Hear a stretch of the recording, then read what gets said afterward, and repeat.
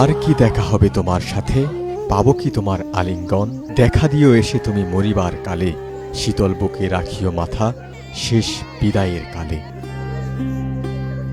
উঠানে স্টেজারে শুয়ে আছেন নিথর বুলেট বৈরাগী। সব লেনাদেনার পাঠ চুকে গেছে, হারিয়ে গেছে তার সব কথা।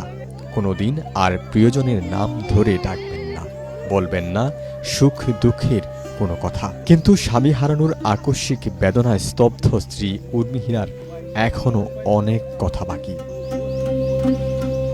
নীল পলিথিনে মোড়ানো স্বামীর মুখ ও বুক থেকে সাদা কাপড় সরালেন তিনি। তার গালে চুমু খেয়ে বুকের বাঁ পাশে মাথা রেখে নিমেষে বলে দিলেন নিজের না বলা সব কথা। মুহূর্তে সেই শোকাবহ পরিবেশ আরও বেদনার্ত হয়ে ওঠে স্বজন শুভাকাঙ্ক্ষীদের সরব কান্না আর আহাজারিতে। স্বামী বুলেটের বুকে স্থির হয়ে যাওয়া উর্মির এই ছবিটি রবিবার রাতেই ভাইরাল হয়ে যায় সামাজিক মাধ্যমে, আর তা দেশের হাজারো মানুষের হৃদয়ে গভীরভাবে নাড়া দেয়। অনেকে এই ছবি সামাজিক মাধ্যমে শেয়ার করে আবেগ ভরা উক্তি লিখেছে। কেউ সহমর্মিতা জানিয়ে এই নির্মম হত্যাকাণ্ডের বিচার দাবি করেছেন। ২০২২ সালের ২২ এপ্রিল উর্মিহীরা ও বুলেট বৈরাগীর বিয়ে হয়। গত বুধবার ছিল এই দম্পতির বিবাহবার্ষিকী। তবে চট্টগ্রামে প্রশিক্ষণে থাকায় বুলেট কুমিল্লায় পরিবারের কাছে আসতে পারেননি। সোমবার তার একমাত্র মেয়ের বয়স ১ বছর পূর্ণ হয়। মূলত সন্তানের জন্মদিন ও বিবাহবার্ষিকী ঘিরেই শুক্রবার রাত ১১টায় চট্টগ্রাম থেকে রওনা দেন বুলেট। কিন্তু তার আগেই তার জীবনে নেমে আসে গভীর অন্ধকার।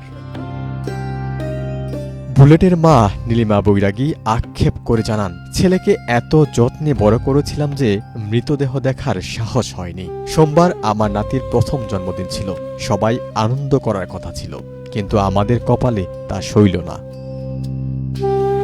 কাস্টমস কর্মকর্তা বুলেট বৈরাগীকে ছিনতাইকারী চক্র হত্যা করেছে বলে জানিয়েছে র্যাব। গত রোববার কুমিল্লার বিভিন্ন এলাকায় অভিযান চালিয়ে হত্যাকাণ্ডের সঙ্গে জড়িত অভিযোগে ৫ জনকে গ্রেপ্তার করা হয়। এই সময় হত্যাকাণ্ডে ব্যবহৃত একটি সিএনজি চালিত অটোরিকশা, চাপাতি, সুইচ গিয়ার, হাতুড়িসহ বিভিন্ন আলামত জব্দ করা হয়। কাস্টমস কর্মকর্তা বুলেট বৈরাগী হত্যার ঘটনায় গ্রেপ্তার ৫ জনকে সোমবার সন্ধ্যায় কুমিল্লা আমলি আদালত ৬-এ হাজির করা হয়। এই সময় আদালতের বিচারক আবেদা সুলতানার কাছে প্রত্যেক আসামির ১০ দিনের রিমান্ড চাওয়া হয়। পরে বিচারক ইসমাইল হোসেন জনি ৩ দিনের রিমান্ড মঞ্জুর করেন এবং অন্য ৪ আসামি দোষ স্বীকার করে ১৬৪ ধারায় জবানবন্দি দিলে তার রেকর্ড শেষে কুমিল্লা কেন্দ্রীয় কারাগারে পাঠানোর নির্দেশ দেন। ডেস্ক রিপোর্ট, সমকাল।